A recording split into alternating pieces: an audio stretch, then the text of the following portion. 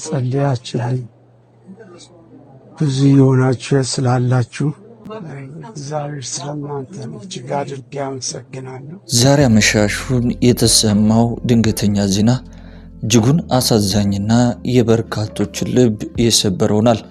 ላለፉት 20 ዓመታት በዝማሬና በሁለንተናዊ የወንጌል አገልግሎት እንዲሁም ደግሞ በገጠርና በከተማ ሰለቸኝ ደከመኝ ሳይል እነዚህን ዓመታት ጌታን በታማኝነት ያገለገለው በተለይ ደግሞ በጉራግኛ ዝማሬዎችና እንዲሁም 3 የተወደዱ አልበሞችን ወደ ቅዱሳን ያደረሰው ዘማሪ ታሪኩ ይርጋ ባደረበት ምክንያት ሲረዳ ቆይቶ ዛሬ አመሻሹን ህልፈተ ህይወቱ ተሰምቷል። ባለፉት ሳምንታት ውስጥ ለዘማሪ ታሪኩ ይርጋ የህይወት አድን ጥሪ በመደረግ ለሕክምናውና ለተያያዥ ወጪዎች ወደ 10 ሚሊዮን ብር ገደማ የሚያስፈልግ መሆኑ በመገመቱ ይህንን ከፍተኛ መጠን ያለውን ገንዘብ ለመሰብሰብ ጥሪ ተደርጎ የነበረ ቢሆንም ዛሬ አመሻሹን ግን የተሰማው ዜና እጅጉን በርካቶችን ያሳዘነና ልብ የሚሰብር ሆኗል።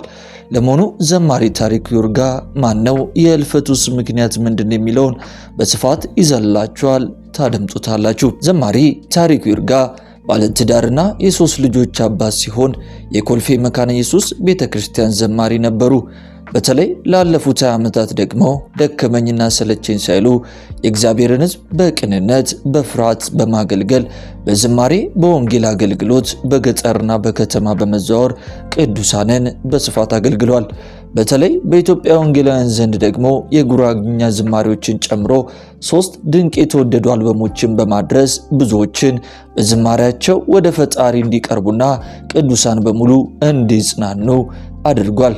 ታዲያ ዘማሪ ታሪኩ ይርጋ ባደረበት የቆሽት ካንሰር ምክንያት በመታመሙ ቅድሚያ በኮሪያ ሆስፒታል ሕክምናውን ሲያደርግ የቆየ ቢሆንም ከዚያ በኋላ ግን በሀገር ውስጥ የሚቻለው ሕክምና ተስፋው ተሟጦ በአስቸኳይ ወደ ህንድ ሀገር ሄደው እንዲታከሙ በሕክምና ባለሙያዎች ተወስኖ የነበረ ሲሆን ለሕክምናውና ለተያያዥ ወጪዎች ታዲያ ከ10 ሚሊዮን ብር በላይ መጠን ያለው ገንዘብ በመጠየቁና ገንዘቡ ደግሞ በቤተሰብም ሆነ በዘመድ አቅም ብቻ ሊሸፈን የማይቻል ስለነበረ ወንድማችን አገልጋይ ታሪኩን በገንዘብ ለማገዝ የተለያዩ አካውንቶች ተከፍተው የአድን ጥሪ ርብርብ ሲደረግለት ቆይቶ ከዚያም ወደ ህንድ ሀገር ጉዞ አድርጎ የነበረ ሲሆን ዛሬ አመሻሹን ግን ዘማሪና አገልጋይ ታሪኩ ይርጋ ወደሚወደውና ወደ አገለገለው ጌታ መሰብሰቡ ተሰምቷል። ዘማሪው እስቲ በሕክምናው ሰዓት ላይ እያለ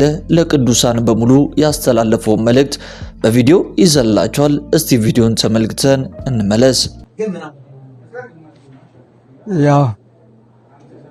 በኔ መታመም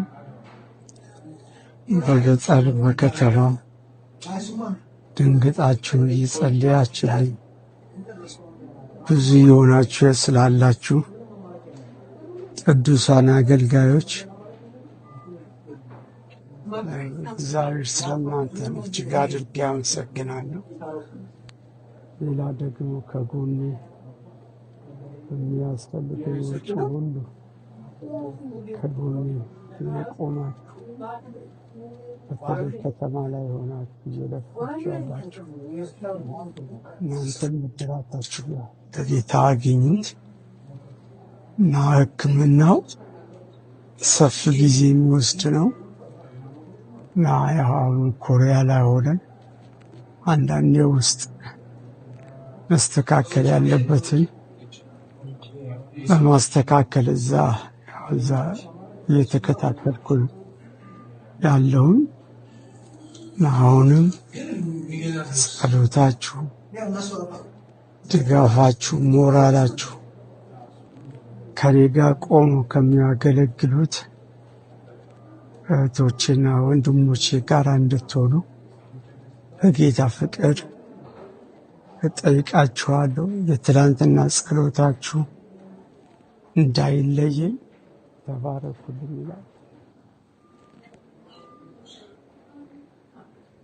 ውድ የክርስቲያን አዲስ የዩቲዩብ ቻናል ቤተሰቦቻችን በእውነት በቪዲዮ ላይ እንደተመለከታችሁት እንግዲህ በርካታ ቅዱሳን ለዚህ ለተወዳጁ ዘማሪና ከ20 ዓመታት በላይ ቅዱሳንን በገጠር በከተማ ሰለቸኝ ደከመኝ ሳይል ላገለገለው ተወዳጁ ዘማሪ የተቻላቸውን ሁሉ አድርገውና አዋተው ወደ ህንድ ሀገር ሄዶ እንዲታከም የተቻላቸውን ቢያደርጉም እግዚአብሔር ወዶና ፈቅዶ እንግዲህ እግዚአብሔር ለምን አረግ እንዴት አረግ አይባልምና ዛሬ አመሻሹን ወደ ወደደውና ወደ አገለገለው ጌታ መሄዱ ተሰምቷል። ዘማሪ ታሪኩ ባገለገለባቸው ጊዜያቶች ውስጥ በርካቶች እንደሚናገሩት በእውነት ደከመኝ ሰለቸኝ ሳይል ቅዱሳንን በወንጌል እውነት በማገልገል እንዲሁም ደግሞ በዝማሬዎቹ እግዚአብሔርን በማሳየትና በበርካቶች ልብ እንዲጽናና የተቻለውን ያደረገ የተወደደ አገልጋይ ነበረ። ታዲያ ህመሙ ከተሰማ በኋላ የቆሽት ካንሰር በመታመሙ ምክንያት በኮሪያ ሆስፒታል ክትትል ሲደረግለት የነበረ ሲሆን ነገር ግን በሀገር ውስጥ ሕክምና የማይቻል በመሆኑ ወደ ህንድ ሀገር ሄዶ ሕክምናውን እያደረገ በሚገኝበት ወቅት ላይ እንግዲህ ህልፈታቸው ተሰምቷል።